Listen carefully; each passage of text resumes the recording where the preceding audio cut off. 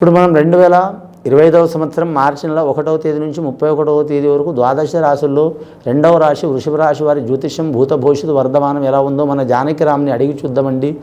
జానకిరామ్ వృషభ రాశి వారి జాతకం, ప్రయత్న, చదువు, విద్య, ఉద్యోగం, వ్యాపారం ఎలా ఉంది, చేసే పనుల, కుటుంబ బలంలో, ఆరోగ్య విషయంలో, ధన విషయంలో, రుణ విషయంలో,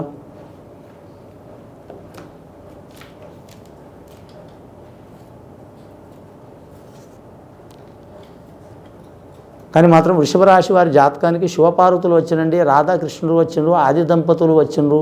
అలాగే మాత్రం చూడాలంటే వీరు మాత్రం నిత్య ప్రేమికులు. ఈ భూమి ఉన్నంతకాలం ప్రేమలో నంబర్ 1 స్థానం అంటే శ్రీకృష్ణుడు అండి, రెండోది రాధాదేవత. వీరిద్దరు వచ్చిండ్రు. వృషభ రాశి వారి జాతకంలో చాలా వరకు మాత్రం శుభయోగం ఉన్నదండి వీరి పేరు మీద. కానీ మాత్రం కళ్యాణ విషయంలో, ప్రేమ విషయంలో మాత్రం వీరికి తప్పకుండా మాత్రం గెలిచే అవకాశం ఉంది, కానీ ఓడే అవకాశం అయితే లేదండి. ధనం మాత్రం ఎంత వస్తుంది కానీ నిలబడదండి. కుడి చేతిలో ధనం వస్తుంది, ఎడమ చేతిలో పోతుంది. ముఖ్యంగా ఖర్చు అధికం ఉంటుంది. వీరికి ఎంత డబ్బులు ఖర్చు అయినా సరే మాత్రం ఏదో రకంగా వీరికి ధనం అందే అవకాశం ఉంటుందండి వీరి జాతక బలంలో. ముఖ్యంగా ఈ వృషభ రాశి వారి జాతకంలో రోహిణి నక్షత్రం శ్రీకృష్ణుడు పుట్టిన నక్షత్రం అండి. రోహిణి నక్షత్రానికి మాత్రం అద్భుతమైన ఫలితాలు ఉన్నాయి. ఈ రోహిణి నక్షత్రం వారు ఖచ్చితంగా మాత్రం శ్రీకృష్ణుని ఆరాధన చేయాలి. కలియుగ మంత్రం హరే రామ హరే రామ హరే కృష్ణ హరే కృష్ణ కృష్ణ కృష్ణ హరే హరే రామ రామ హరే హరే అనే వాక్యం వీరి నోటి అంట ఉండాలండి. చాలా మంచిది వీరి పేరు మీద.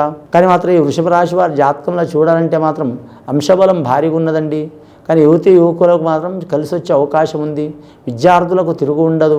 గవర్నమెంట్ ఉద్యోగస్తులకు అయితే మాత్రం ఎంతటి విపత్తి పరిస్థితి వచ్చినా వారు అనుకున్నది సాధించే అవకాశం ఉంటుంది.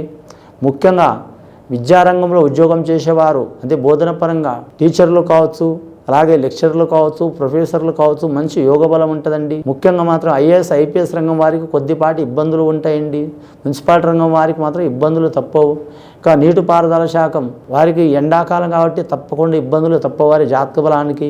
అలాగే విద్యుత్ రంగం వారికి ఎంత చేసినా ఏదో ఒక నిందలు వస్తూనే ఉంటాయండి. ఇంకా రాజ్యపరంగా చూడాలంటే మాత్రం రాజకీయ నాయకుల మీద మాత్రం ఇబ్బందులు తప్పవండి. అరిష్టకాలం ఉంది. ఎవరికి వారు రాజకీయ నాయకులు కావచ్చు, సామాన్య మానవులు కావచ్చు, సెలబ్రిటీలు కావచ్చు, ఖచ్చితంగా మాత్రం ఎవరికి వారు పేరు మీద శాంతి చేయించుకోవడం మంచిదండి.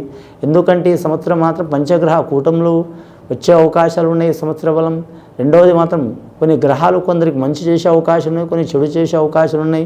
దేశారిష్ట యోగం, కాలారిష్ట యోగం ఎక్కువ ఉన్నది కాబట్టి ఖచ్చితంగా ఎవరికి వారు, అంటే నేను చెప్తున్నా మీరు వినాలని కాదండి, నేనైనా సరే, మీరైనా సరే, ఎవరైనా సరే ఎవరికి వారు సొంతంగా మాత్రం పూజ, యజ్ఞాలు, యాగాలు, హోమాలు చేపించుకోవడం మంచిది.